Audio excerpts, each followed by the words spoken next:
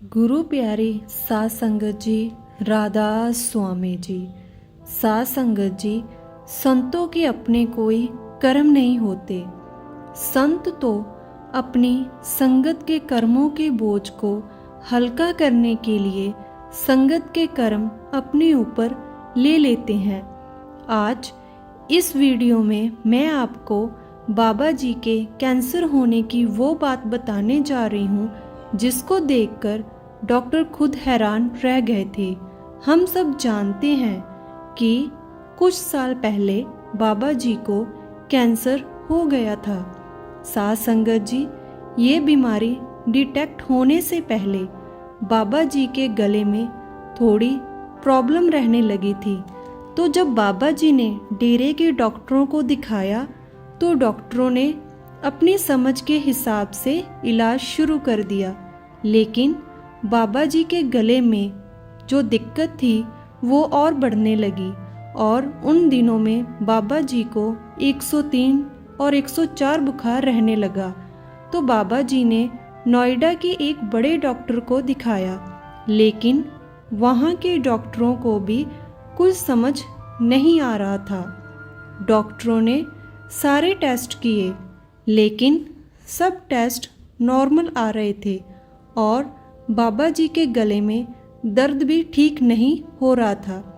तब वह डॉक्टर नहीं जानते थे कि जिनका वो इलाज कर रहे हैं वो कौन है, लेकिन जैसे ही डॉक्टरों को बताया गया कि ये एक पूर्ण संत हैं और संगत इनको प्रेम से बाबा जी कहकर पुकारती है, तो डॉक्टरों ने बाबा जी के आगे हाथ जोड़ दिए और डॉक्टर कहने लगे, हे सच्चे पातशाह, आप ही कोई रंग दिखाओ, क्योंकि हमें कुछ भी समझ नहीं आ रहा।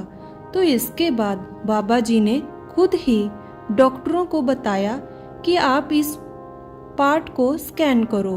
तो डॉक्टरों ने बाबा जी के कहने पर गले के अंदर के उस हिस्से को कैमरे से स्कैन किया तो डॉक्टरों को समझ आई कि ये कोई रसौली है। फिर जैसे जैसे बाबा जी ने बताया वैसे वैसे डॉक्टरों ने चेक किया तो उन्हें समझ आ गई कि ये कोई आम रसौली नहीं है, ये एक कैंसर है। तो इसके बाद बाबा जी का आगे का इलाज विदेश में यानी कि सिंगापुर में शुरू हुआ। इधर बाबा जी के सभी सत्संग कैंसिल कर दिए गए थे और संगत भी ये जान चुकी थी कि बाबा जी को एक गंभीर बीमारी हुई है। संगत का अपने सतगुरु के प्रेम में रो रो कर बुरा हाल हो रहा था। फिर बाबा जी जब नोएडा से वापस डेरे आए थे तो बाबा जी के साथ हर समय डॉक्टरों की एक टीम रहती थी और सिंगापुर जाने से पहले बाबा जी की कोठी में डॉक्टरों की निगरानी में इलाज चलता रहा। साध संगत जी, उस दिन बाबा जी को 103 से 104 बुखार था। तो बाबा जी कहने लगे कि विदेश जाने से पहले मैं अपनी संगत से मिलना चाहता हूँ, लेकिन डॉक्टरों ने बाबा जी को कोठी से निकलने से मना कर दिया। फिर बाबा जी कहने लगे, मुझे 10 मिनट के लिए संगत के पास जाना है। अब सतगुरु के हुक्म को कौन मना कर सकता था। तो बाबा जी को कोठी से एम्बुलेंस में बिठाकर पंडाल तक लाया गया और जैसे ही बाबा जी स्टेज पर आए तो बाबा जी को देखकर सारी संगत जोर जोर से रोने लगी थी। फिर बाबा जी ने संगत के साथ बात की और संगत को समझाया कि मेरी संगत ही तो मेरा परिवार है। अगर मेरा परिवार ही घबरा जाएगा तो मेरे अंदर हिम्मत कैसे आएगी। फिर 5 से 10 मिनट तक बाबा जी ने संगत को दर्शन दिए और उसके बाद बाबा जी को एम्बुलेंस में वापस कोठी में लेकर आए और उसी दिन बाबा जी को डॉक्टरों की पूरी निगरानी में सिंगापुर ले जाया गया और वहाँ बाबा जी का लंबा इलाज चला और एक लंबे समय के इलाज के बाद ठीक होकर जब बाबा जी वापस डेरे पहुँचे तो अपने सतगुरु के दर्शनों की चाह में संगत डेरे पहुँचने लगी और बाबा जी के दर्शन करके संगत बहुत रोई। साध संगत जी, वीडियो के शुरू में मैंने आपसे कहा था कि संतों के कोई कर्म नहीं होते।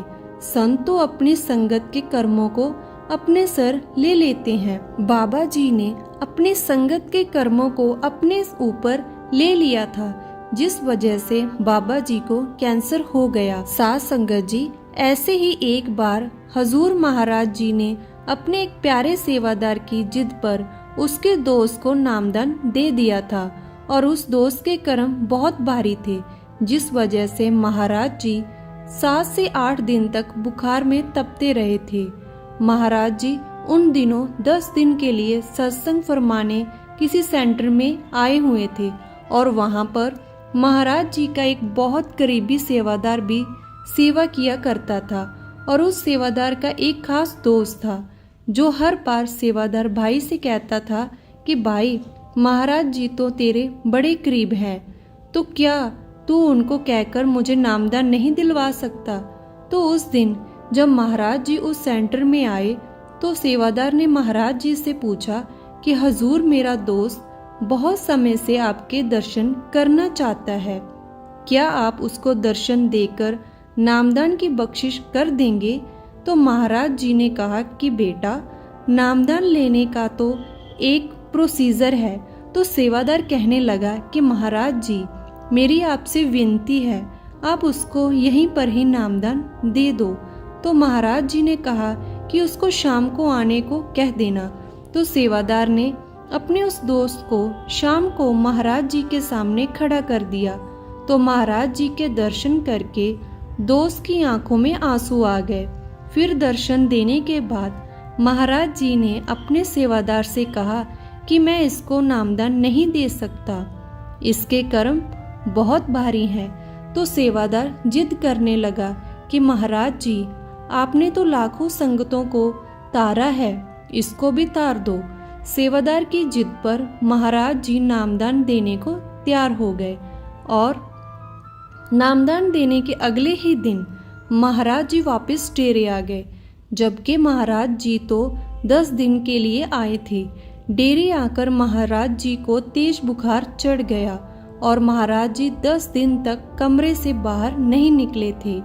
साथ संगत जी, सेवादार के दोस्त के कर्मों को महाराज जी ने अपने ऊपर ले लिया था, जिस वजह से महाराज जी को अचानक इतना बुखार आ गया। ऐसे होते हैं पूर्ण संत। तभी कहा जाता है संतों के अपने कोई कर्म नहीं होते।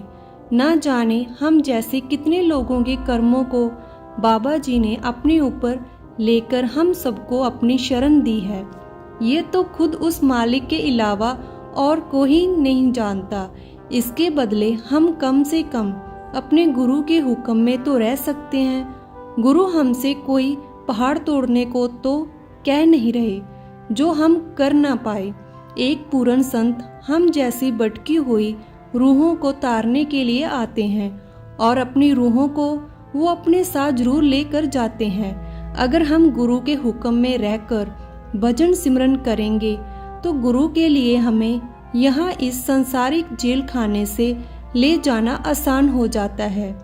अगर भजन सिमरन नहीं करेंगे तो बहुत कुछ हमें भोगना पड़ेगा और उसके बाद ही गुरु हमें यहाँ से ले जा सकेंगे।